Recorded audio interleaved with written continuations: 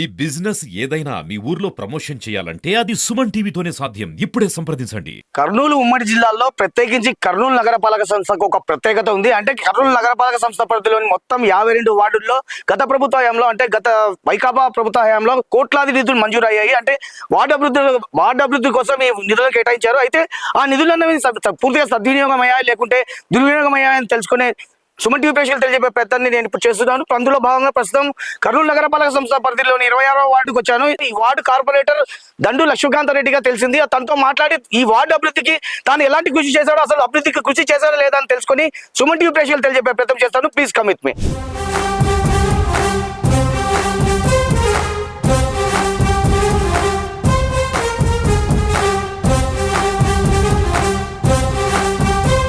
Sir నమస్తే, corporator గారు ఎలా ఉన్నారు? బాగున్నాండి. బాగుంది సార్, ముందుగా అంటే మీ కుటుంబ నేపథ్యం ఏంటండి? అంటే మీరు గతంలో మీ తండ్రి తాతల హయాంలో ఆర్థికంగా స్థితిమంతులా లేకుంటే మధ్యతరగతి కుటుంబాలకు చెందినవారు? వాస్తవంగా అంటే మేము వ్యవసాయం పైన ఆధారపడినటువంటి కుటుంబాలే మావి. తర్వాత మా చదువుల కోసం అని చెప్పి మా తండ్రి గారు 70s ఆ ప్రాంతంలో కర్నూలు రావడం జరిగింది. ఇక్కడే నా విద్యాభ్యాసం అంతా జరిగింది. 10th క్లాస్ మన government boys high school B క్యాంప్లో చదివిన, ఇంటర్మీడియట్ సెయింట్ మేరీస్లో చదివినాను, డిగ్రీ బాలశివ కాలేజీలో పూర్తి చేసిన. దాని తర్వాత రాంభూపాల్ చౌదరి సార్ అప్పుడు మనకు కోట్ల విజయభాస్కర్ రెడ్డి గారు పెద్ద ఆయన ముఖ్యమంత్రి ఉన్నప్పుడు రాంభూపాల్ చౌదరి సార్ గారు భారీ పరిశ్రమ శాఖ మంత్రిగా ఆయనకు పోస్ట్ వచ్చింది. భారీ పరిశ్రమ శాఖ మంత్రి అయిన తర్వాత ఫస్ట్ ఉద్యోగం నాకు ఇప్పించినాడు ఆయన ఐటీసీలో బయ్యర్గా. సో బయ్యర్గా ఒక 2 years జాబ్ చేసిన తర్వాత మళ్ళీ రిటర్న్ టు మళ్ళీ ఎడ్యుకేషన్ వైపు వచ్చి గ్రూప్ 2A ఎగ్జామ్స్ రాసిన. ప్రిలిమ్స్ పాస్ అయ్యి మెయిన్స్ వరకు పోయినాము. మెయిన్స్లో పోయింది. తర్వాత ఇంకా వేరే మాకు తెలిసిన వాళ్ళు ఆఫ్రికాలో ఉండడంతో వాళ్ళు బీఎస్సీ స్టూడెంట్ కావాలా కాఫీ బయ్యర్గా అంటే నేను అక్కడ ఆఫ్రికాలో కూడా 9 ఏళ్ళు జాబ్ చేసి ఇండియాకి వచ్చినానండి. ఈ విద్యాభ్యాసానంతరం కూడా మీరు కొన్ని ఉద్యోగాలను అయితే ఎంచుకున్నారు, బతుకుబడి లాగా కొన్ని ఉద్యోగాలు ఎంచుకున్నారు. తర్వాత ఏం చేస్తారండి? అంటే ఈ ఉద్యోగాలను వదిలేశారంటారు, తర్వాత ఏం చేశారు? తర్వాత ఆఫ్రికాకి వెళ్ళిన. ఆఫ్రికాలో ఒక 9 సంవత్సరాలు కాఫీ బయ్యర్గానే చేసిన. అక్కడ చేసిన తర్వాత ఇండియాకి వచ్చినాను. మళ్ళీ 9 years చేసిన తర్వాత ఇండియాకి వచ్చిన తర్వాత 2004లో ఇండియాకి వచ్చిన. నేను ఇండియాకు అంతకుముందు కూడా నేను ఆఫ్రికాకు వెళ్ళక ముందు కూడా ఇక్కడ జాబ్ చేస్తూ కూడా కాంగ్రెస్ పార్టీ వర్కర్ నేను. పెద్ద ఆయన విజయభాస్కర్ రెడ్డి గారి అడుగుజాడలు నడిచేవాళ్ళం. కాంగ్రెస్ పార్టీలో ఉంటూ ఆయన అడుగుజాడలు నడుస్తూ ఉండేవాళ్ళము. తర్వాత నాకు ఇట్లా ఆఫర్ రావడం నేను బయటికి వెళ్ళిపోయినా. బయటికి రిటర్న్ వచ్చిన తర్వాత 2004లో మళ్ళీ అంతవరకు మన కాంగ్రెస్ ప్రభుత్వం లేదు ఇక్కడ. 2004లో రాజశేఖర రెడ్డి గారు పాదయాత్ర చేసి పెద్ద ఆయన మళ్ళీ మన కాంగ్రెస్ ప్రభుత్వం రావడం జరిగింది. వచ్చిన తర్వాత నేను సల్కాపురం గ్రామం నుండి కల్లూరు సొసైటీకి పోటీ చేయడం జరిగింది. మా గ్రామస్తులంతా కలిసి నన్ను ఏకగ్రీవంగా డైరెక్టర్గా నన్ను ఎన్నుకున్న తర్వాత అప్పట్లో కోట్ల సూర్యప్రకాష్ రెడ్డి గారు ఎంపీగా ఉన్నారు. ఆయన సహకారంతో నేను కల్లూరు సింగిల్ విండో ప్రెసిడెంట్గా దాదాపుగా 7 years చేసిన కదండి. అట్లా రాజకీయాల్లోకి ఎంటర్ అయినాము. ఆయన మేము కాంగ్రెస్ పార్టీకి చేసిన సేవ అయితేనేమి లేకుంటే వాళ్ళతో ప్రయాణం అయితేనేమి మాకు గుర్తించి కొంతమంది పెద్దలందరూ కలిసి నాకు ఆ పోస్ట్ ఇప్పించడం జరిగింది. మనం దాన్ని కూడా న్యాయం చేసినాము. 7 years పనిచేసినాడా. సో అక్కడ కూడా ఎటువంటి మచ్చానే కూడా పనిచేసినాం. Okay, Kallur single window president గా మీరు అభివృద్ధికి ఏ విధంగా అభివృద్ధి చేశారండి మీరు? కొవ్వూరు తర్వాత కల్లూరు ఈ సొసైటీలో కూడా బాగా కలెక్షన్స్ బాగా చేసి ఎవరైతే ఎక్కువ కలెక్షన్స్ చేస్తున్నారో వాళ్ళకు ఫండింగ్ ఎక్కువ ఇచ్చేవాళ్ళు ఇక్కడ మన కేడిసిసి బ్యాంక్ ద్వారా. అట్లా మా సొసైటీలో 80 to 90% కూడా కలెక్షన్ చేసి మేము ఎక్కువ డబ్బు తెచ్చుకొని రైతులకు ఎక్కువ అప్పులు ఇవ్వడం కూడా జరిగింది ఆ పీరియడ్లో. మీరు వెళ్ళి అక్కడ ఇప్పుడు ఈ రోజు కూడా ఉన్నారు నాతో పాటు పనిచేసినటువంటి పేరు సెక్రటరీలు ఉన్నారు, సిఇఓ ఉన్నాడు, పోయి చెప్తారు ఈ రోజు కూడా. అట్లా బాగా వర్క్ చేసినాం. రైతు మీకు తెలుసు, రైతు అనేవాడు చాలా ఆపద్బాంధవుడు కాబట్టి రైతుకు మనం చేయాలా అనే తపన బాగుండింది. 100% న్యాయం చేసినాం ఆ పోస్టుకు మనం. ఒక విధంగా చెప్పాలంటే మీరు మీ పెద్దల కాలం నుంచి కూడా కాంగ్రెస్ పార్టీకి వీర విధేయులు. మరి అలాంటి మీరు భాజపా గుటికి చేరారు, ఆ తర్వాత వైసీపీ పంచాయతీ చేరారు. ఎందుకు ఇలా పార్టీలు మారాల్సి వచ్చింది? మీరు 2014లో తెలంగాణ సపరేట్ తెలంగాణ కావాలని చెప్పి తెలంగాణ వాళ్ళు చాలా పెద్ద ఎత్తున పోరాటం చేయడం జరిగింది. ఆయన కేసీఆర్ గారు చనిపోయి ఆయన దీక్ష చేస్తూ ఆఖరుకు బెడ్ పైకి వెళ్ళిపోవడం జరిగింది. తర్వాత మనం ఇక్కడ మన రాయలసీమలో కానీ ఇక్కడ కోస్తాలో కానీ అందరం కూడా కలిసే ఉండాలి, తెలంగాణతో కలిసే ఉండాలని చెప్పి చాలా సమైక్యాంధ్ర కావాలని సమైక్యాంధ్ర కోసం చాలా పెద్ద ఎత్తున పోరాటం చేసినాం మేమైతే. ప్రతి రోజు రోడ్డు మీదనే ఉండేవాళ్ళం, దాదాపు రాత్రి పడుకునే వాళ్ళం ఇంట్లో. పొద్దున్న లేసే మన రాజకీయంగా వాళ్ళు అక్కడ వేయాలి ఇక్కడ వేయాలి ధర్నాలు అవి ఇవి చేస్తూ వచ్చినాం. కానీ మీకు అందరికి తెలుసు మనం చేసిన కష్టం ఫలించలే, రాష్ట్రం విడిపాయా. కార్పొరేటర్ ఎన్నికల బరిలో మీరు నిల్చున్న సందర్భంలో మీ ప్రధాన ప్రత్యర్థులు ఎవరండి, వారిపై మీకు ఎంత మెజార్టీ వచ్చింది? నాకు ప్రధాన పరిస్థితులు అంటే ఇక్కడ తెలుగుదేశం పార్టీ తరపున సింధు నాగేశ్వరరావు అని ఒక అతను ఉన్నాడు. తర్వాత రామకృష్ణ అని బీజేపీ తరపున నిలవన్నాడు. కమ్యూనిస్టు పార్టీ వాళ్ళతో ఎవరు నిలవలేదు. కాంగ్రెస్ ఇందిరా కాంగ్రెస్ తరపున కూడా నిలవన్నారు. కానీ ముఖ్యంగా పోటీ అనేది వైఎస్ఆర్సీపీకి, టీడీపీకి, బీజేపీకి ఉంది. ఎందుకంటే బీజేపీ తరపున నిలిచిన వ్యక్తి కూడా కొంచెం సాంఘిక కార్యక్రమాలు చేసే వ్యక్తి ఆయన రామకృష్ణ వ్యక్తి. ఈ సింధు నాగేశ్వరరావు అయితే వాస్తవం చెప్పండి పాప ఆయన ఒక చిన్న కిరాణం స్టోర్ నడుపుకుని ఆయన వాళ్ళు నిలబెట్టించుకున్నారు. మొత్తం మీద ఎలక్షన్స్ అప్పుడైతే ప్రతి ఇల్లు తిరిగినాం, 3 times ప్రతి ఇంటిని టచ్ చేసినాం. మూడో అంతస్తు కూడా ఎక్కి అమ్మా ఓటేయండి అయినాం వేస్తామని చెప్పి, నువ్వు రావద్దబ్బా ఓటేస్తాం కదా 3 అంతస్తుకి ఎందుకు వస్తారని చెప్పిన సందర్భాలు ఉన్నాయి. మొత్తం మీద ఎలక్షన్స్ జరిగినాయి, కౌంటింగ్ జరిగింది, మంచి మెజారిటీ 1800 మెజారిటీతో మనం గెలిచినాం ఇక్కడ. ఈ కార్పొరేటర్ అనే ఒక పదవిని మీరు ఒక ప్రెస్టేజ్ ఇష్యూగా తీసుకొని మీరు కొన్ని కోట్లు ఖర్చు పెట్టారంటారు, ఇది వాస్తవం కాదా? కోట్లు ఉన్నాయి, కోట్లు అంటే బాగానే ఉండిండి. అటువంటి కోట్లు ఇట్లా ఏం లేదు, కష్టపడినాం. ఖర్చు కాకుండా అయితే రాజకీయ నేను రూపాయి ఖర్చు పెట్టలే అనేది అబద్ధం. అది ఖర్చు అయితే పెట్టాం కానీ ఆ స్థాయిలో లేదు, 30 లక్షల్లో ఉన్నాయి ఖర్చు. ఈ 5-6 కోట్ల నిధులతో మీరు మీ వార్డుని అభివృద్ధి చేసా అంటున్నారు. మరి ఈ నేపథ్యంలో మీపై ఒక చిన్న విమర్శ అయితే వస్తుందండి. కామన్ అంటే ఇప్పుడు మీరు ఈ అభివృద్ధి పనులు ఆ నిధులతో అభివృద్ధి పనులు చేపడుతున్న క్రమంలో సంబంధిత కాంట్రాక్టర్ల నుంచి మీరు పర్సంటేజీలు వసూలు చేశారు అనే ఒక వాదన ఉంది, ఇది నిజమా కాదా? మీరు ఒక క్వశ్చన్ అడిగినారు, ఎలక్షన్ లో ₹1,00,00,000 కోట్లు అయితే ఖర్చు పెట్టలేదు, లక్షల్లో ఖర్చు పెట్టామని చెప్తున్నా. ఏ కాంట్రాక్టర్ అన్నా ఇక్కడ చాలా మంది కాంట్రాక్టర్లు చేస్తుంటారు. ఎందుకంటే ఎవరు టెండర్ లో పాల్గొన్నప్పుడు ఎవరైతే లెస్ వేస్తారో, నేను ఇప్పుడు ₹10,00,000 వరకు నేను ఒకరు 10కి చేస్తా అంటారు, ఒక అతను 9,50,000కి చేస్తా అంటాడు, అతనికి టెండర్ వస్తుంది. ఇప్పుడు టెండర్ ఈ ప్రాంతంలో టెండర్ చేసిన పేర్లన్నీ నేను లిస్ట్ ఇస్తాను మీకు. వాళ్ళ దగ్గరికి వెళ్ళి లక్ష్మీకాంత్ రెడ్డి అనేవాడు నిన్నేమైనా పర్సెంటేజ్ అడిగినాడా, లేకుంటే అక్కడ ఏమైనా సమస్యలు సృష్టించినాడా అని గాన వాళ్ళు చెప్తే నా పదవికి ఇప్పుడే రాజీనామా చేసిపోతాడు. నేను కాంట్రాక్టర్ లో రిక్వెస్ట్ చేసి తోలుకొచ్చుకున్నా, అయ్యా రండి, ఎందుకు రండి మా దగ్గర వర్క్ చేయండి అంటే కాంట్రాక్టర్లు ఏమన్నారంటే, అనా బిల్స్ పెండింగ్ పడితే లేట్ అవుతుంది, వర్కులు చేయలేము, తర్వాత ఉంటాయి కదా అవి ఇవి చెప్పినారు. అయ్యా మాకు మీ దగ్గర నుంచి ఒక్క నయా పైసా కూడా వద్దు, మీరు రండి వర్క్ చేసుకోండి, 1-2 వర్కులు చేయండి, మీకే తెలుస్తుంది. కానీ తీసుకొని వస్తే వాళ్ళు ఎంత హ్యాపీగా ఫీల్ అయినారంటే, నరసింహరావు అని ఒక కాంట్రాక్టర్, తర్వాత బీజీ హరి ఉన్నాడు అన్న, ఆయన ఇప్పుడు ఆయన ఎవరో ఇప్పుడు కొత్తగా వచ్చిన ఈ రోజు చేస్తున్న వర్క్ ఎవరు సుల్తాన్ అని, ఇట్లా ఎవరిని ఇబ్బంది పెట్టిన సందర్భాలు లేవు. మేమే రిక్వెస్ట్ చేస్తాం తొందరగా చేయడం వరకు, ప్రజలకు ఇబ్బంది ఉందని. వాళ్ళు కూడా మా మాటకు గౌరవించి ఎంత స్పీడ్ గా పనిచేసినా అంత స్పీడ్ గా పనిచేసినటువంటి. ఓకే అండి, ఇప్పుడు 26వ వార్డులో ఇంకా ప్రధానమైన సమస్యలు ఏమున్నాయి? 26వ వార్డులో ప్రధానమైన సమస్యలు అంటే ఏమి లేవు. ఇప్పుడు ఎక్కడ కూడా ప్రతి చోట సిమెంట్ రోడ్లు పడినాయి, కాలువలు వేయించినాము, ఎక్కడ వాటర్ ఫ్లో నిలబడి పైకి వచ్చిన దాఖలాలు లేవు. ఏమన్నా హెవీగా వర్షాలు పడితే తప్ప. ఎందుకంటే ఇప్పుడు కృష్ణానగర్ లో రైల్వే ట్రాక్ ఉంది, ఆ రైల్వే ట్రాక్ నుంచి కొన్ని అండర్ టన్నల్స్ ఉంటాయి కదా, రైల్వే ట్రాక్ కింద టన్నల్స్ ఉంటాయి. ఆ టన్నల్స్ ద్వారా ఈ మన బి క్యాంపు ఇప్పుడు ఉన్నాయి కదా ఏరియాస్, మద్దూర్ నగర్ అంట, ఇట్లా ఆ ఏరియా నీళ్లు ఇటు వచ్చి అందరిలోకి పోతాయి. హెవీగా పెద్ద వర్షాలు పడినప్పుడు అప్పుడు ఆ నీళ్లు మావన్నీ కలిసి రావడంతో రోడ్లపైకి వస్తున్నాయి. ఇంకా అది కామన్. అది ఇప్పుడు ఈ డ్రైనేజీ సమస్య కావచ్చు, లేకుంటే తాగునీటి దుర్గంధభరితమైన తాగునీటి సరఫరా కావచ్చు, ఇలాంటి సమస్యలు మీ దృష్టికి తీసుకెళ్తున్నా కూడా మీరు అధికారుల దృష్టికి తీసుకో వెళ్ళడం లేదనే ఒక విమర్శ ఉంది. ఇమ్మీడియట్ గా ఇప్పుడు ఎవరన్నా నా వరకు చెప్తా, ఉదాహరణకు నువ్వు ఈ 26వ వార్డు నివాసివి, నువ్వు ఫోన్ చేసి నాకు అన్నా నీళ్లు ఇట్లా వస్తున్నాయి, మాకు పచ్చగా వస్తున్నాయని కంప్లైంట్ చేస్తే నేను లైన్ లో పెట్టి నేను డిఈని లైన్ లోకి తీసుకుంటా, మన వాటర్ డిఈని.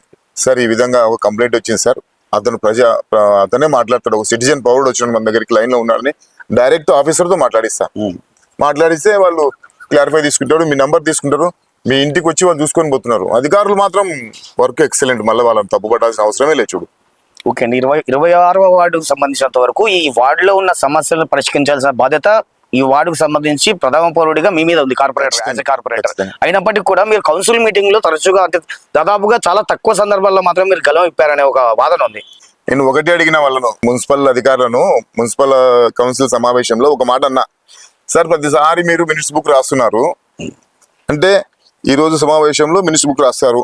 ఆ మినిట్స్ బుక్ లో రాసిన సమస్యలు పరిష్కారం అవుతున్నాయా లేదా అని తెలుసుకుంటున్నారా? ఒకసారి మినిట్స్ బుక్ రాస్తారు, నేను కొన్ని అడుగుతారు, రాస్తారు, సమస్యను పరిష్కరిస్తున్నారా లేదా అని చెప్పి చాలా గట్టిగా మాట్లాడడం జరిగింది. నేను లేవనెత్తిన 3 సమస్యల మీద వెంటనే ఎస్సీ సూపరింటెండెంట్ ఆఫ్ ఇంజనీర్ తర్వాత కమిషనర్ స్పందించి వెరీ వెరీ నెక్స్ట్ డేనే, అంటే ఒక 2-3 డేస్ తర్వాత పంపించి వాటిని సాల్వ్ చేయడం కూడా జరిగింది. సో ఇప్పుడు కార్పొరేటర్ గా మీకు మరో 13 నెలల పదవీ కాలం ఉందండి. ఈ పదవీ కాలంలో మీరు ఇంకా ఈ వార్డు అభివృద్ధికి ఎలాంటి చర్యలు తీసుకోకున్నారు? అంటే మీ భవిష్యత్ కార్యాచరణ ఏ విధంగా ఉండబోతుంది? ఇప్పుడు మనకు డ్రైనేజ్ ఉంది, ఎక్కడైనా డ్రైనేజ్ ఇబ్బంది అయితే ప్రజలు ఫోన్ చేస్తారు, మున్సిపల్ అధికారికి తెలియజేసి వెంటనే వాటిని సమస్య క్లియర్ చేస్తాం. వాటర్ రాలేదంటారు, వాటర్ రాలేదంటే ఎందుకు రాలే ఏం కథ, అక్కడెక్కడో మోటార్స్ చెడిపోయింటాయి, వాటిని అవన్నీ చూసి కూడా ప్రజలకు తెలియజేస్తాం. ఒక రోజు ఆగండి, లేకుంటే ఒక 6 అవర్స్ 8 అవర్స్ తర్వాత వాటర్ వస్తాయని చెప్తాం. కరెంట్ ఉంది, స్ట్రీట్ లైట్స్ కాలిపోతుంటాయి, స్ట్రీట్ లైట్స్ వెంటనే ఫోన్ చేస్తే ఒక 1.5 డేలో వచ్చి వాళ్ళు చేంజ్ చేసిపోతున్నారు. ఎటువంటి ఇబ్బంది లేదు దాంట్లో అయితే. కానీ ఏమన్నా ఉన్నాయని మా దృష్టికి ప్రజలు తెస్తే వాటిని వెంటనే మున్సిపల్ అధికారులకు తీసుకుపోయి క్లియర్ చేస్తున్నాం. అంటే ఇప్పుడు ప్రస్తుతం మీరు కార్పొరేటర్ గా ఉన్నారు, మరి భవిష్యత్తులో కూడా అంటే రానున్న నెక్స్ట్ కార్పొరేషన్ ఎలక్షన్ లో కూడా మీరు మరీ కార్పొరేటర్ గా పోటీ చేసి అంటే బరిలో నిలిచే అవకాశం ఉందా? రాజకీయాల్లో ఒకటి చెప్తా, మనకి ఇది కావాలని మనం అనుకుంటే రాదు. అది చాలా మంది ఎగ్జాంపుల్ తీసుకుంటాం, కొంతమంది ఎంతో ప్రయత్నం చేస్తుంటారు మాకు ఇది కావాలని.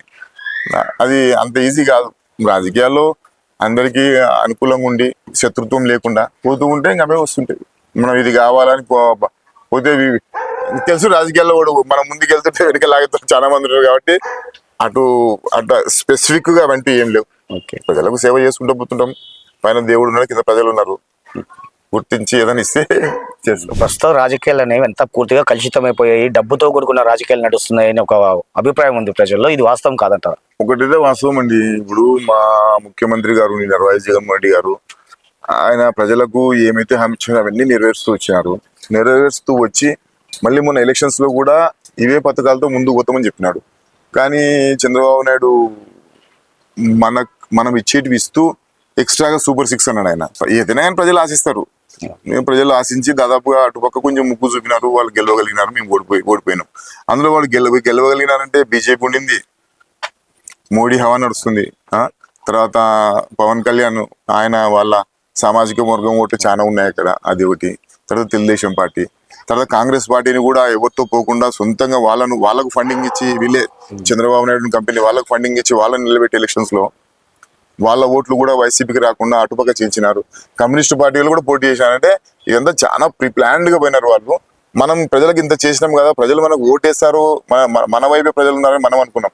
కానీ ప్రజలు ఈ సూపర్ 6 అనే వాటికి వైపు మొగ్గు చూపెట్టు వెళ్ళినారు. ఇప్పుడు మొన్న ఇటీవల అంటే 3 నెలల క్రితం జరిగిన స్టాండింగ్ కమిటీ ఎలక్షన్స్ లో మీ పార్టీకి చెందిన క్రాంతి అనే కార్పొరేటర్ మళ్ళీ తాజాగా టీడీపీలో చేరారు. క్రాంతి యాక్చువల్ గా మన వైసీపీ తరఫున బాగా పోరాటం చేసేవాడు. మన ఇక్కడ దీంట్లో కౌన్సిల్ సమావేశంలో బాగా పోరాటం చేసేవాడు, బాగా ఏమంటారు బహిర్గతం అయ్యేవాడు పార్టీ కోసం అని చెప్పి. అసలు అటువంటి వాడు పార్టీ మారాలంటే అంటే ఆశ్చర్యం అనిపించింది మాకు. అంత సడన్ గా పార్టీ మారాల్సిన అవసరం ఏమనేది. అంటే ఏదైనా పెద్ద మొత్తంలో ఆఫర్ వచ్చి ఉంటుంది అనుకోవచ్చా ఈ విషయంలో? అంటే అవతల అధికారం ఉంది, మనం అధికార పార్టీలో పోవాలనుకుంటున్నామని పార్టీ మారినా రెండు బయటకు వస్తాయి. ఒకటి డబ్బు తినేనా వీడు పార్టీలోకి పోయిండాలా, లేకుంటే వీడేదో దొంగ వ్యాపారాలు లేకుంటే ఇల్లీగల్ బిజినెస్ ఏమైనా ఉండేనా భయపడినా అవతలకి పోయిండాలా కామెంట్ చేస్తారు. మళ్ళీ ఆయన విషయంలో ఎందుకు పార్టీ మారాలని మనం చెప్పలేము. అంటే ఫస్ట్ కాంగ్రెస్ మీరు, తర్వాత బీజేపీ, తర్వాత వైసీపీ, అంటే మరోమారు ఈ వైసీపీని కూడా వీడే అవకాశం ఏమైనా ఉందా? అటువంటిది ఏం లేదండి, జస్ట్ విత్ వైసీపీ అంతే. ఉన్నంత కాలం జర్నీ మాత్రం వైసీపీలో చేస్తామంటారు. వైసీపీతోనే ఉంటుంది జర్నీ. ఇప్పుడు మేము ఒక ప్రాంతానికి పరిమితమైన వ్యక్తిని నేను ఇక్కడ. మీరు అలాంటి వ్యక్తులు ఎంతో మందిని బయట కలుస్తుంటారు, తెలుస్తుంటది. సో వాళ్ళు ఇస్తామన్న పథకాలే ఇవ్వలే ఇంతవరకు. సో ప్రజల్లో మనం మనకు ఓటేస్తే మనకి ఇస్తామన్న పథకాలు రాలేని చెప్పి ఒక్క రకమైనటువంటి వ్యతిరేకత భావం స్టార్ట్ అయింది. మళ్ళీ ఆయన ఇస్తాడా లేదు తెలియదు. అట్లీస్ట్ పిల్లల స్కూల్కి పోయేది అమ్మఒడి, తర్వాత రైతు భరోసా ఇచ్చింటే కూడా ప్రజలు కొంచెం సంతోషంగా ఉండేవాళ్ళు. అటువంటిది ఆయన ఒక్క పథకం కూడా ఇలా. అంటే వైసీపీలోనే కొనసాగుతూ మాజీ ఎమ్మెల్యే కాట్సాని రాంభూపాల్ రెడ్డి గారికి ప్రధాన అంచుడుగానే ఉంటారు మీరు అంటారు. ఆయన మా అన్నగారి అంతే.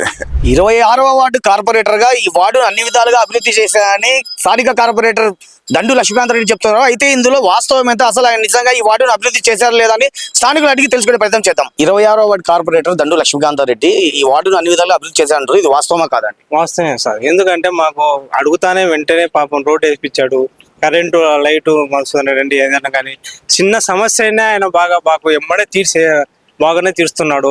ఎందుకంటే అన్న బాగా పలకరింపు కానీ బాగానే ఉంటుంది. అన్న వెంటనే స్పందిస్తాడు మాకు. మనుషులండి పంపిస్తాను చేస్తాను అని ఈ విధంగా ప్రతి దానికి మాకు ఏదో రోడ్డు రాదనుకుంటే కానీ అన్న ఎమ్మడే పలుకుతానే ఆ రోడ్డు అంతా మొత్తం వేసేసాడు. లైట్లు కూడా ఎందుకంటే ఆ రోడ్లో చీకటి అసలు పోవాలంటేనే మాకు చాలా కష్టంగా ఉండే. దానికి కూడా అన్న చాలా బాగా ఏసీ లైట్లు వేపించి బాగా మాకు బాగానే అంతా ఎప్పుడు చూసినా ఏదైనా పలికితే మాకు పిలుస్తానే మేము అన్న ఇది సమస్య ఉందంటే వసరండి పంపిస్తాను ఎమ్మడే సహకరిస్తాడు మాకు బాగా. అది వెంటనే పిలిచే ఎవరు ఈ కార్పొరేటర్లో నేను చూడంగా చాలా మంది చూశాను కానీ ఇన్నాళ్ళు రాజకీయం చేశారు కానీ చూసినాను. నేను చిన్నప్పటి నుంచి నేను రాజకీయంలో చూశాను కానీ వెంటనే పిలుస్తానే అన్న తమ్ముడు రామ్మా ఆయన పలకరింపు ఆ విధంగా ఉంటుంది. బాగానే చేస్తున్నాడు మాకు. ఇంత పిలుస్తానే వెంటనే స్పందించి మసండి పంపిస్తానమ్మా అని సహకారంతో బాగానే కృషి చేస్తున్నారు. భూపాలరెడ్డి అన్న సహకారంతో రాంభూపాలరెడ్డి సహకారంతో అన్న కాంతారెడ్డి అన్న బాగా. బ్రదర్ మీ కార్పొరేటర్ పేరేంటి? దండు లక్ష్మీకాంత్ రెడ్డి గారు. మీ కార్పొరేటర్ ఈ వార్డు డెవలప్మెంట్ కి కృషి చేస్తున్నారు లేదా అండి? చాలా బాగా కృషి చేస్తున్నారండి వాళ్ళు. ఏం చేశారండి ఆయన అభివృద్ధి పరంలో ఏం చేశారు? మాకు ఇక్కడ డ్రైన్స్ కానీ ఎక్కడైనా కాలువలు లేకపోయినా రోడ్లు లేకపోయినా చాలా చోట్ల చాలా డెవలప్ చేశారు. ఎక్కడైనా స్ట్రీట్ లైట్ లేకపోయినా ఇమీడియట్ గా కాల్ చేసినా ఏ టైంలో అయినా కూడా బాగా రెస్పాండ్ అవుతున్నారు. ఇక్కడ మాజీ ఎమ్మెల్యే అయినటువంటి కాట్సాని రాంభూపాల్ రెడ్డి గారు ఎలా అయితే రెస్పాండ్ అవుతున్నారో మాకు ఇక్కడ లక్ష్మీకాంత్ రెడ్డి గారు కూడా అలానే రెస్పాండ్ అవుతున్నారు. డ్రైన్స్ లేవని ఏదైనా ఇన్ఫర్మేషన్ ఇస్తే కూడా మాకు చాలా ఫాస్ట్ గా వర్క్ చేపిస్తున్నారు. మున్సిపాలిటీలో కూడా కొంచెం ఫైట్ చేస్తున్నారు బాగా. ఇప్పుడు ఏదైనా వర్క్ అడుగుతుంటే కొంచెం గవర్నమెంట్ లేదని చెప్పేసి లేట్ అవుతుందని చెప్పేసి అంటున్నారు కానీ ఇంతకు ముందు ఉన్న ప్రీవియస్ గవర్నమెంట్ లో మాత్రం మాకైతే బాగా సపోర్ట్ చేశారండి కార్పొరేటర్ గారు. మీ కార్పొరేటర్ ఏ విధంగా పనిచేస్తున్నారు అన్న?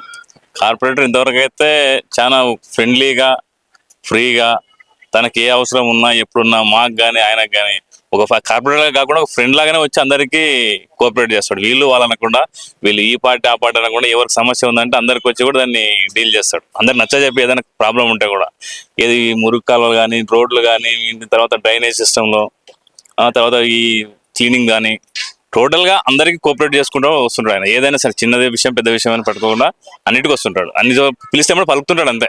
ఇక పలికి కూడా ఏదైనా తన పరిధిలో ఉన్న పనిని ఖచ్చితంగా కాటసాని రాంభూపాల్ రెడ్డి గారు ఎమ్మెల్యే గారితో కానీ ఇంకా తన ఏదైనా ఒక చేయాలనుకున్నప్పుడు ఖచ్చితంగా వచ్చి చేస్తుంటాడు ఆయన. ఖచ్చితంగా వీళ్ళు వాళ్ళని కూడా ఆ ప్రాబ్లం సాల్వ్ చేస్తున్నాడు. ఇప్పటివరకు అయితే కాన్స్టిట్యూన్సీ ఉన్న వాటిలో ఈ గుంతలు కానీ రోడ్లు అసలు నర్సరీ కూడా ఇక్కడ కొన్ని రోడ్లలో ఇంత గుంతలు ఉంటే అవన్నీ లెవెల్ గా చెప్పి పెట్టేసినాడు. బాగా చేసినాడు. ఈ కార్పొరేటర్ పేరేమండి? దండు లక్ష్మీకాంత్ రెడ్డి గారు. మీ కార్పొరేటర్ ఈ వార్డు అభివృద్ధికి బాగా కృషి చేస్తున్నారా? మంచిగా కృషి చేస్తున్నారు. ప్రజల సమస్యలను కూడా బాగా తీరుస్తున్నారు. ఎవరు వచ్చినా ఏ క్షణమైనా కూడా ఆయన ప్రజల కోసమే పాటుపడుతున్నారు. ఎందుకంటే నేను చెప్పడం కాదు, మీరు మిగతా ప్రజలను కూడా అడిగితే వాళ్ళు చెప్తారు అతని గురించి. అంటే ఈ వార్డు అభివృద్ధికి ఆయన ఎలాంటి అభివృద్ధి పనులు చేపట్టారండి? రోడ్లు కానీ కాలువలు కానీ ఏ సమస్య అయినా కూడా వెంటనే తీర్చేస్తాడు. ఇట్లా పెండింగ్ ఏముండదు. ఎవరికైనా ఇదా పార్టీ పరంగా కాకపోయినా ఆయన అందరికీ సమానంగా చూస్తాడు. ఒక పార్టీ అని కాదు అతను. బాగా చేస్తున్నారు, బాగా తిరుగుతున్నారు, బాగా చేస్తున్నారు. అతను ఏమైనా అవసరం వస్తే పలుకుతాడు అతను, తెలుసా. అందుబాటులో ఉన్నాడు మా కార్పొరేటర్ గారు. ఈ లైన్కి అందుబాటులో ఉన్నాడు. అంటే ఎలాంటి సమస్యలు పరిష్కరించాడు? ఈ వార్డుకు సంబంధించి కార్పొరేటర్ ఎలాంటి సమస్యలు పరిష్కరించాడండి? పరిష్కరించాలంటే కదా ఈ వార్డులో కొంచెం అల్లరిముక్కల వాళ్ళని కంట్రోల్ చేసినాడు. రోడ్డు వాళ్ళని కొంచెం నీట్గా పెడుతున్నాడు. ప్యాచులు ఎక్కడ ఉన్నాయో అక్కడ అన్నిటికీ బాగా రిపేర్ చేయించినారు. అన్నీ చేస్తున్నాడు. నేను వచ్చి 30 ఏళ్ళ ఏరకు వచ్చి కూడా ఇప్పుడు ఇంతవరకు ఎవరు కూడా చేయలేదు, రాలేదు. రోజు 24 hours ఎప్పుడు పిలిచినా కూడా ఫోన్ చేసి కూడా వెంటనే సెలవు తీసుకొని చాలా సూటలు చేస్తున్నాడు. కాలువలు లేవు, రోడ్డు వచ్చినాక కాలువలు రోడ్లు ఇమ్మునెంట్లే కింది మీదకి ఎవరికైనా ఇబ్బంది లేకుండా చాలా అభివృద్ధి చాలా సూపర్ చేస్తున్నాడు. దాని గురించి తెలియలేదు, ఇంతవరకు ఎవరు చూడలే కూడా. అంటే మీ కార్పొరేటర్ మీకు అందుబాటులో ఉన్నాడంటే పిలిస్తే పలికే సూపర్ సూపర్ సూపర్. దాని విషయాన్ని మళ్ళీ ఎంతకైనా చెప్పగలం.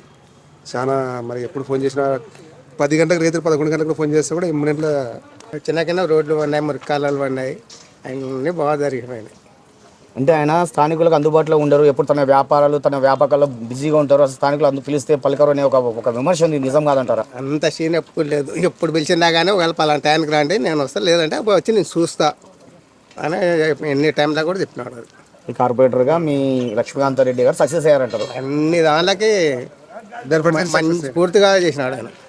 మరోసారి ఆయన కార్పొరేటర్ ఎలక్షన్లో నిలబడితే ఆయన ఓట్లు ఇస్తారా ఇరా మీరు?